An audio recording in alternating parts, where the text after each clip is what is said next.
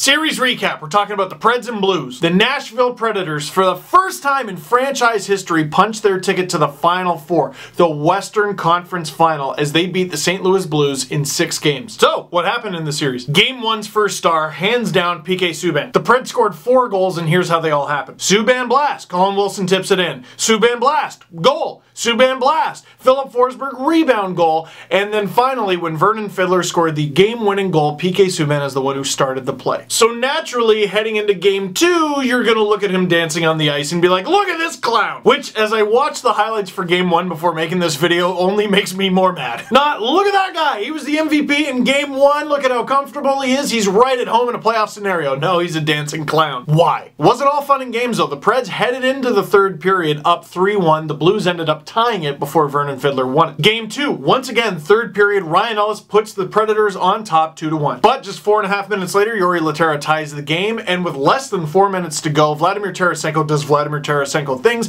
and ties the series up for St. Louis. Game 3, stop me if you've heard this before, Ryan Ellis scored. Subban deserved the praise that he got after Game 1, and he had a good series, but all the conversation that I've seen since the series ended is the whole Subban versus Weber thing. And that's been the conversation all year long, and it's totally understandable. Both guys are stars for their respected new teams. What it has overshadowed a bit, though, is how much of a monster Ryan Ellis has been this season. 16 goals and 38 points in 71 games this season, and after the Blues series, he had 9 points in 10 playoff games. Are you kidding? Plus, if you stacked every Leafs playoff beard on top of each other, they would still only equal about 3/4 of a Ryan Ellis playoff beard. Early in the second period of Game 3, Cody McLeod scores a sick goal. Go ahead and rewind the video and make sure I just said what you think I just said. Yeah, Cody McLeod puts the Preds up 2-0. Sick. But again, the Preds with the lead, Alex Steen, just bringing the Blues back to within 1. It was a theme in the first 2 games. It was a theme all series long. The Blues would not go away. They gave the Preds a hard time. Roman Josi ultimately gave the Preds a 2-1 lead by scoring his third in the third. Game 4,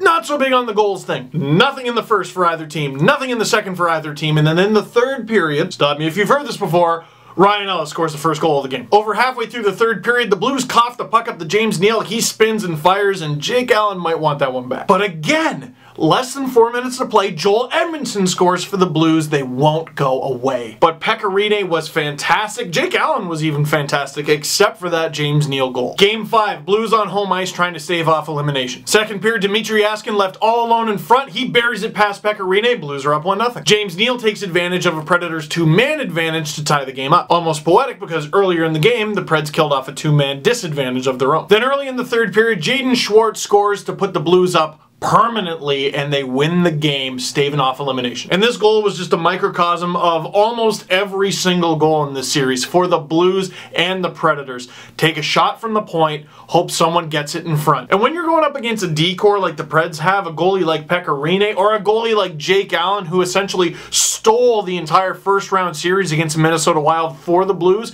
yeah, that's what you're going to want to do. Traffic in front. If the goalie sees it, he's going to stop it. All right, make it so that the goalie can't see it. Make it so that it has to change direction. Make it so that he has to stop you 2, 3, 4 times. Whatever you got to do to get a goal, whatever you got to do to survive, you do it. And that's what Jaden Schwartz did. And then Game 6 in Nashville, where everyone wears yellow and they're never acting mellow. In the Preds, they've been leading basically all series. They've been the one with the lead to lose, find themselves behind after 1 in Game 6. Paul Stastny finishing off a chaotic play in front again. Early in the second, Matthias Ekholm with a beautiful cross-crease pass for Roman Josi. 2 defensemen getting in on the action, and it's tied 1-1. And then early in the third, one of the sweetest goals of these playoffs. Victor Arvidsson throws a little sauce on it. Ryan Johansson buries it past Jake Allen, and that would prove to be the eventual game-winning goal. Sorry.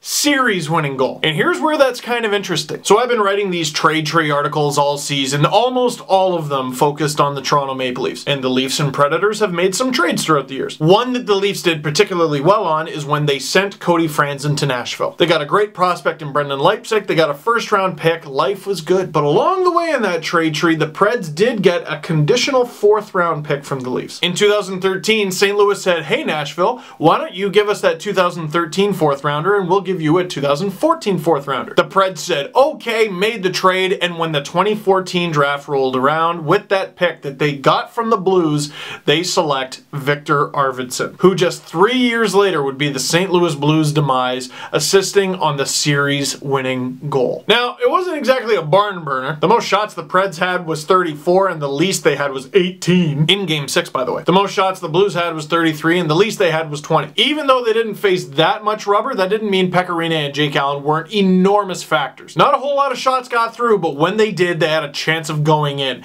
Allen and Rinne had to be sharp, and they were. The Preds outshot the Blues in each of the first 3 games. The Blues outshot the Preds in each of the last 3 games. Over the whole series, the Preds were outshot by the Blues 155 to 162, but I think we can forgive that a bit because the Preds had the lead for so much. And after 2 rounds of play, Pekka Rinne leads all goalies in these playoffs with a 9.51 save percentage. Meaning that so far, if you have gotten a shot on Pekka Rinne, there was an over 95% chance he was going to stop it. What's it going to take to beat the Preds in round 3 or even 4? A couple bounces. Hockey can be a sport of bounces and a sport of luck, and the Predators create their own. Point shots from Subban, Ellis, Josi, Ekholm. It's a nightmare. You got to do what the Blues tried valiantly to do but ultimately failed at, win those battles in front. And hats off to the St. Louis Blues, because who was the big fish? Who was the biggest acquisition at the trade deadline? It was Kevin Shattenkirk. So the Blues got rid of him and still made it to Game 6 of round 2. That's pretty commendable. So, what do you think about the Predators so far? You need 16 wins to hoist that cup, and they already got 8. Are they your new Stanley Cup favorite? Let me know down below. So that's it for this one. Thank you very much for watching. Click like if you like this video. Click subscribe if you really liked it.